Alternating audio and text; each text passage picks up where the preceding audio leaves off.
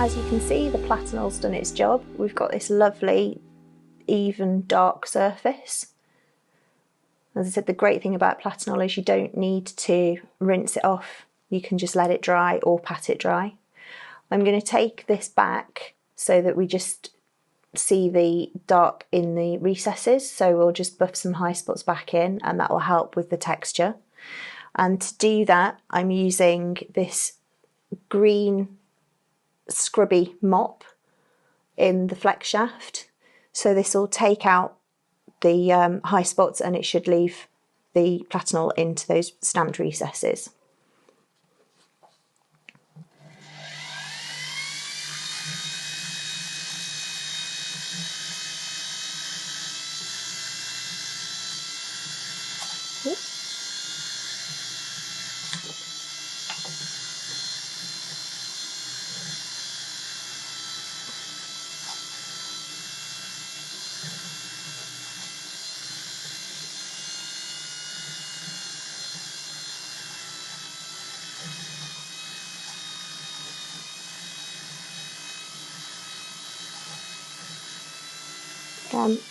When you're doing this, you don't need to be pressing really hard with the mop.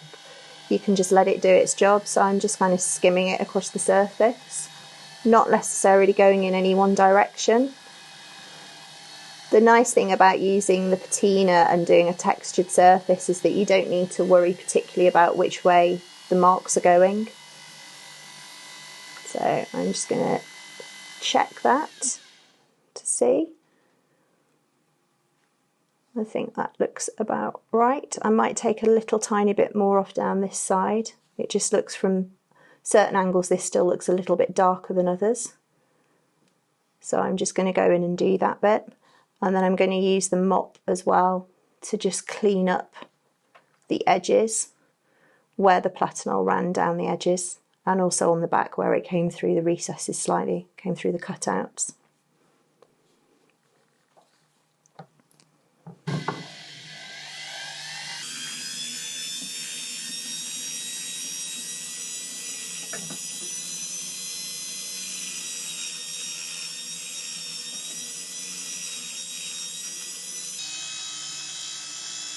So I'm just checking around the sides to see where the bits are that need to be cleaned up.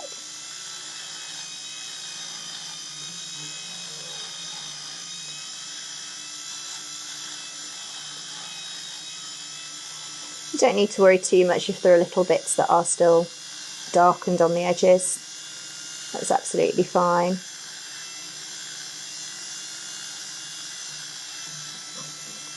And I'll just give the back a quick clean up.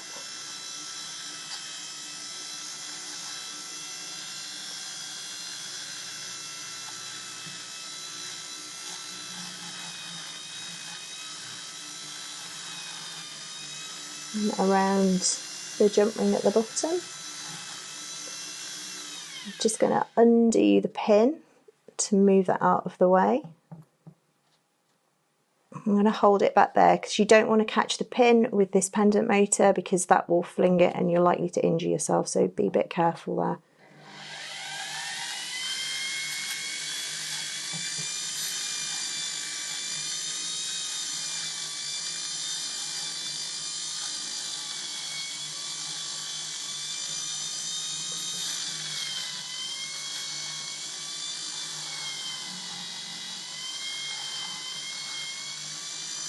I'm just holding that back out of the way so it doesn't get caught. Okay, and that's got the worst of this off. You can swap and use a smaller scrubby mop if you want to get some more of that patina out, but it's not going to cause any real trouble. I'll just get some more off the top here. I think there's a little bit left over this side.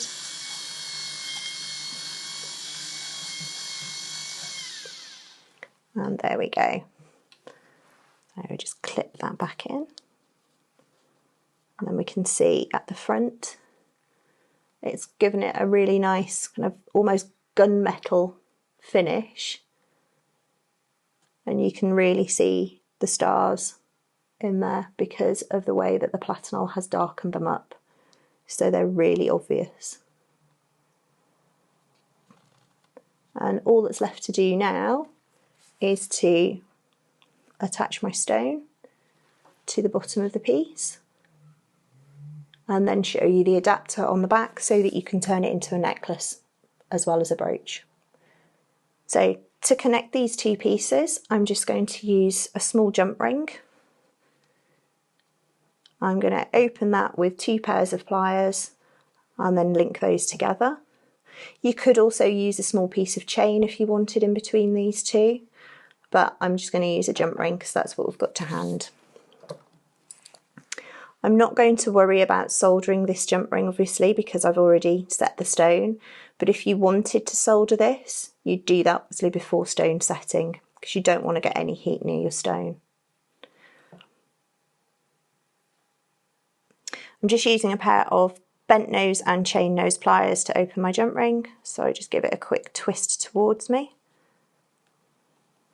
And then I'm going to hook my stone on there, and then I'm going to hook that to the moth, so you want it so the backs are touching each other.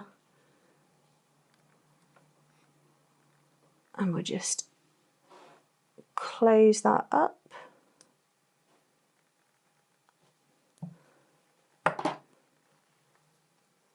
And there we've got the finished brooch with the stone attached. You could oxidise the outside of the bezel so it matches up with the main piece, but I quite like the fact that that's still a slightly white colour against the darkness of the moth. It pops it out more. And the last thing to do is to show the adapter on the back, and then we can pop a chain on this and show it as a pendant or a brooch.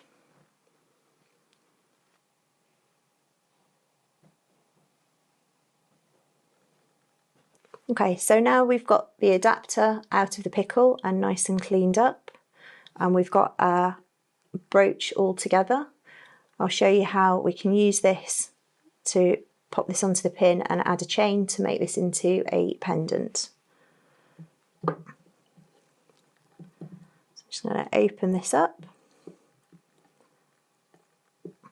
I'll just slide this onto the pin, slide it back so it's not going to get caught on this catch. And we just click it down. You can see that's in place. It'll move slightly, but it's not going to slide around. And because we've added this at the bottom, it's going to stop this top section from moving backwards, because it could tilt backwards when you put a chain through, but now it's not going to. So we can just thread our chain through the adapter. Just need to angle that so that it'll drop through, oops, both sides. There we go. We'll just unhook that from underneath the pin.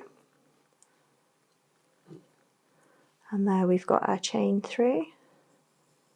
So you can see that runs nice and freely.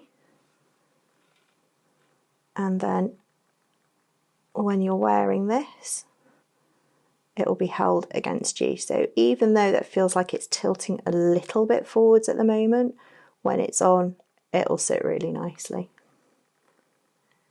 So there we've got our finished piece. And you can see that it did take quite a lot of soldering. There are some quite fiddly components to this, but it's a really great project to push you forward with your silver making. The really lovely thing about it as well is that there are so many different design possibilities, so you can really use your imagination.